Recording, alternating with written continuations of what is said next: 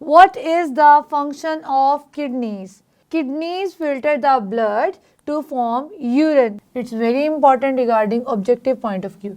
अब बात करते हैं, जब यहाँ पे किडनीज में ब्लड फिल्टर हो गया, ठीक है, तो उसके बाद ये दो ट्यूब्स आपको नजर आ रही हैं. This is the tube and this is the tube.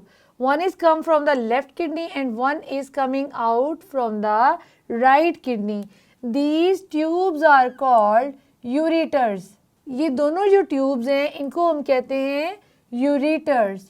One is there and one is over there. अब आते हैं यूरिटर के फंक्शन में. यूरिटर का क्या फंक्शन होता है जब किडनी में यूरिन फॉर्मेशन हो गई? Carries the urine from the kidney to the bladder. ठीक है, क्या फंक्शन है इसका? फर्स्ट ऑफ ऑल किडनी में बना यूरिन जिसको किडनी ने ब्लड को फिल्टर करके बनाया था, अब इस यूरिन को कैरी करने के लिए जो ट्यूब्स हैं इनको हम कहते हैं यूरिटर.